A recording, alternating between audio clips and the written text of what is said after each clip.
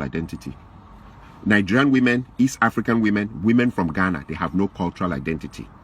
And I'm going to explain to you what I mean. You see, I work in an industry which is information technology. In information technology, there is one country that really stands out when you talk about information technology, and it's India. Indians, for some weird reason, I don't know how they got into that thing in the historical, the cultural context. Everybody maybe went in for IT. The whole country made a powerful reference to IT, just like China made a huge push into industrialization that deals with tools. The idea of having the tools to make a car or make a shoe, heavy industrialization that they can use to serve the world. India went into this heavy thing about information technology. In my 12 years of working in information technology, everywhere I go, it's loaded with Indians. If the information technology, for example, if a place has maybe 20,000 workers, I'm talking about a huge place, in which maybe 10,000 of their workers are engineers, software engineers, computer engineers, so on and so forth. I can assure you that of the 10,000, 9,500 will be Indians. So what has been my exposure there? Indian women. They're the one, they're 4 feet, some of them little 4 feet, things, small things that are making dream money. They came direct from their village into the system and they're making 180,000, 190,000, 200,000 dream money. But there's a strange thing I notice about them. As they come to work, they're wearing their native wear. That thing that they tie and hang on their neck with that dot here.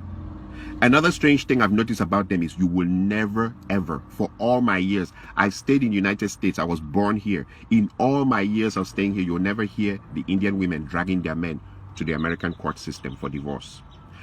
It is our women that use the American court system to destroy our men. They bring the court in to help them destroy the men. You will never hear Indian women doing that thing. You will never hear women from China taking Chinese men into the American court system to destroy them with divorce. You will never hear women from Korea dragging their men in huge numbers into the American court system to destroy them. But when it comes to African women, East Africa, Nigeria, Ghana, when it comes to African women, they just drag their men into the court system. One of the things that I've noticed in this system or in this problem is poverty. Bring these Indian women, they're making 150,000, 180,000. They don't drag their men into court. Plus, sometimes, like in most places, all the places I've ever worked in information technology, they'll have one car. Not that I'm supporting that behavior, but there's something strange on why I see them. They have one car. They wait for their husbands. Even if their husbands are working 2 hours overtime over their time, they'll wait. Some of them pregnant, waiting for their husbands. When it's finished, they go into the same car with their husband and drive home. I watch Indian women and women from so many other places. They're not crazy about the Louis Vuitton, Gucci, all the designers wears. They're not even interested. Indian women, I meet them. They've been here 15 years, 20 years. They still keep their accent. They still speak as if they're living in India. But when I meet our women, and our women, all that they have to do is just get to a level of where they're making 50,000, 60,000, 70,000 or 80,000 a year. I'm talking about small money. Small money. Immediately the marriage is in danger. And they change. They start bleaching. And they start talking, sure, yeah, sure. Yeah, oh my God, I went to New York. And I'm like, even I who was born here, I don't speak like that. I look at others like the Chinese. They can't speak English very well. And their women may be driving very expensive cars that belong to their husbands. And I look at the Indian women who don't speak English very well, and they're not interested in changing their accent or their undertone. And they wear their native dress, that thing, and everything to work. I look at Korean women. I look at other women. They have this sense of cultural identity. African women do not have a sense of cultural identity whatsoever. Little money, and the marriage is over. One thing I've discovered, a common trend, once the women they go, nurse, 80,000 is all they need to make. And suddenly your marriage is in danger. They want to call the shots. They want to be the ones that control everything. And if you don't like it like that, they'll bring in the American courts to destroy your life, destroy everything around you. They will insult you. And I'm like, 80,000 is all that it takes for someone to change. Or 70,000, because most of them, even the 80,000 is overtime. They've worked themselves Sunday, Saturday night, Sunday nights. They've worked themselves to death. That money that they make as overtime is what is now changing into something that they will destroy everything around them. the part that I see also is that a lot of, and I remember whenever I make my videos, I refer to bitch ass men. It has come to a point where we really can't define marriages in the African context anymore in the United States, because the man is changing diapers, he's washing the plates, he's sweeping the floor, he's cooking. Most men now have to cook to keep their marriages intact. He's picking the kids and dropping them. Like in what, like I've seen the experiences. I don't need to go far. I don't want to go to, but the woman is shouting at them, where's the child's belt? Where's the child's socks? Where's the child's everything? And the women go around telling everybody, we are partners. There's nothing like head of the household. We are partners. Okay. So the men are doing everything in the women's role and also doing everything in their role, and they also keep their jobs. And that is supposed to be the perfect. If you don't do like that, they'll call American court on you. This partner thing, I've seen people try it, and it leads to disaster. Like he says, okay, so since I'm the one doing the laundry and washing the plates and cooking the food, can you help me change that bulb? No, that's a man's job. Okay, can you help me change the engine oil in the car? No, that's a man's job. Okay, can you help me paint the other? No, it's a man's job. The women are quick to tell you what's a man's job, but you must do your job and do their job now, and do their job and keep your job also in the society, and come back and still, even there's no respect, you are supposed to be submissive, or the marriage ends on your head. And when you look into it, she started making $80,000, and I compare that with the Indian women who make 150,000, 160,000, 180,000. And don't forget, this is India, where they kill. I mean, a woman just saying no to the husband, they start the honor killings. The men are not romantical, they're hardcore. They are very, very, they are very, very hardcore. The way they order their families about and their women about. They are not romantic. They are not taking their women to Dubai. They are not buying Louis Vuitton and expensive perfumes and undies for their women. They are not doing any of that. And when they come to work, they're smelling of turmeric and all those things that they put in their food. Their men don't spray. I mean, some of them, they come and I see the same jeans, the same shirt for years. But their women stick to them with the kind of money they're making. Even the Hispanic women, I look at them, their men are poor. I mean, they all cross from the desert now into this town. They cross from desert, enter this town. I've seen some real dirty, nasty Hispanic women with drop-dead, gorgeous Hispanic women. The women don't leave their men. The same story, we crossed from the desert, came here together, we're sticking together to the bloody end. But when it comes to African women, all they need is just make a little money, and they've turned the marriage upside down. And there are bitch-ass men who will support that behavior. In fact, those women are more celebrated here than even married women. You see a man, if he wants to do his birthday party or his child dedication ceremony or burial or anything, he's inviting all the divorcees who threw their husbands out of the house. They have so much honor. In fact, so many people are calling them and congratulating them for throwing out their husbands out of the house. And sometimes when you go into investigation of why the bitch-ass men are supporting that, is because there's a competition. Africans in America compete to the point of death here in America. Which car someone is driving, which kind of house someone is driving, which kind of job. That's why Africans, it's better you stay away from Africans here. So since everybody's competing, if the woman can turn her house upside down and destroy it, she's already done the job for the man's enemies out there. They are applauding her, and they now call her for parties and call her to come and drink in their house. And then there's the part two. When they throw their everything away, a clock starts ticking, a timing clock. Who is going to be the first guy to fuck her? Now that she's on her own, now that she's single, now that she's by herself. And it leads to a proverb from my area. There's this famous proverb from my area. They say that there's nothing as shameful as a big woman to uncover white hair for small boys to enter. White hair. Small boys will enter. Come back with stories how they slap that ass, how they shaked it up, and how they run it around and stuff like that. And you'll be like, and in her mind, she's showing this attitude. She'll go onto her Facebook website and right there, I'm too blessed to be depressed. As they go lower, we go higher. Yep, we girls are flying higher. Hashtag liberated sisters. And then you wonder what is wrong with African women. Ghanaian community is the first community I've seen that fourth marriage, people fool. Fourth marriage. And if you put your ear to the ground, they're still blaming the men at the fourth marriage of the woman. She's married, the first one divorced, second one divorced, third one divorced, fourth marriage, they fool.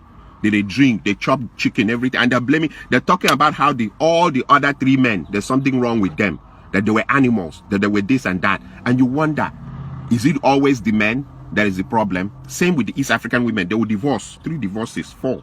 Somehow, the story will be twisted. It's always the men's fault. And she's marrying. She can marry up to 7 times. Nobody knows what's going on. I am saying this because too many men's lives have been destroyed because of people who think they are in America. This America thing. Okay, I normally ask this simple question. What if a man became very rich and he had a house in America, and he had a house in Canada, and he had a house in Germany, and he had a house in Japan? He had houses all over the place. What happens there? Is it going to be that as you bring a Nigerian or a Ghanaian or an East African woman to your house in America, she acts American? Then when you cross her over to the house in Canada, she now acts like she's Canadian. And then when you cross her over to the house in Germany, she now acts like she's German. And then when you take her over to Japan, she now acts Japanese Hong Kong, Kung Fu, Japanese Kung Fu, Shinto-kan, you know? What is it like? Do African women have cultural identity? Do they have any cultural identity? Do they have any loyalty in them as human beings? Do they? Or they're just moved by every wind of doctrine, every wind of thinking. And the hypocrisy, like I said, is now a lot of marriages, the men are the ones doing the women's roles, their roles, and keeping their jobs. All that to keep a man. And you see the men still coming, they come out with a big agbada and turn it and throw it up and stand and say, hey, I want to thank my wonderful wife. I don't want a marriage for the sake of what it looks like in the public. I want to be happy about it inside in my life. The show of that out there in the public, it looks good, but meanwhile back home I'm swallowing Percocet, I'm swallowing high blood pressure medicine, I'm swallowing all kinds of things to stay alive because I want to show people that I kept my marriage going. It's crap, it's bullshit, and that's for bitch ass men. I would rather live longer for my children than to stay in something that is horrific and try to keep it going. One side is always throwing the fishing bowl in the sky, one person is always trying to catch it. When does the other person become mature and stop? Oh, because they're making $80,000. Like I said, come and see the Indian women. 150. The husband is making 180. 200. The husband is making 190. People are making dream money. Indian community, I've never seen anything like that before. In IT, they own it. Google, Facebook, everywhere, they own it. And they're making killing money. Those guys hold cash, dream money, and their wives are not going crazy. You see their wives by their husbands all the time. The other final part I'll leave you with is I thank God for Trump. I thank God for Trump because Trump has defined what America truly is about.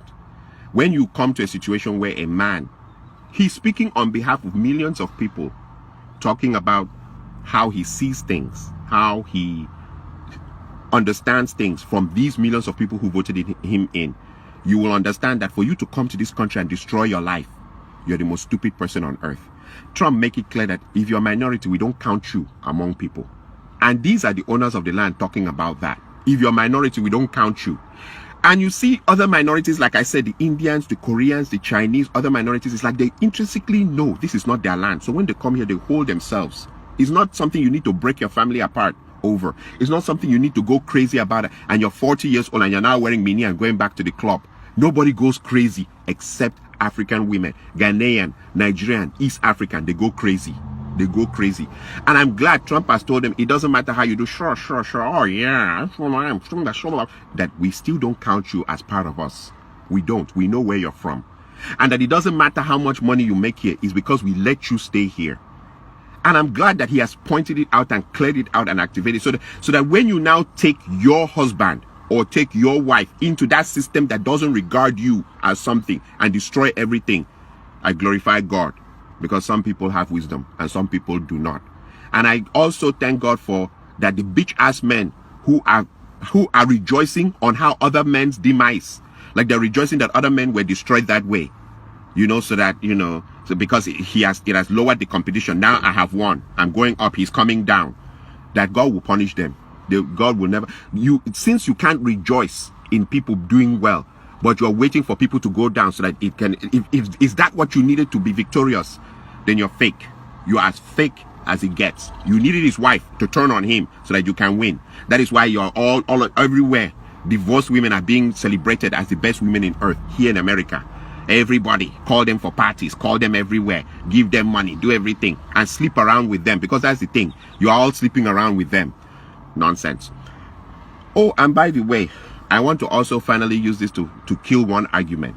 The argument I hear a lot of men now saying, they're cursing their fathers. That our fathers who didn't sweep the floor, wash the plates, cook food, change the diapers, totally emasculated. I mean, men are totally emasculated. They're doing everything, doing the laundry. That our fathers who didn't do that were useless. We're better than them because we're doing our role, the women's role. We're Superman. We're doing the women's role, our role, keeping our jobs, taking care of the children. The children are now coming to ask us for the socks and their belts and where their sandals are, and they don't know where and they're coming to ask us to iron their clothes, and we iron our own clothes on top of that. We're doing everything. The woman's job now is just to comb her hair and look at herself in the mirror, and when she's tired and she has choosing and sitting down spending an hour trying to find the right dress, and then she gets into the car and drives to work. You're doing everything. And that in that world we're saying that our fathers were stupid, that we are better than them. No, we're not. Maybe we are the ones that will have a shorter lifespan in the end of this story. So you know what, I'll leave it at that. Like I said, I normally say very controversial things, and I speak for just a group of men, not all men though, because there's too many bitch ass men now, men who are not real. I know how the reaction will be here. You guys can come in and insult me and talk whatever you want to talk, but I've put my point down. African women have no cultural identity, and I think their background of poverty has made them that when they see small money, they lose control of themselves. Thank you.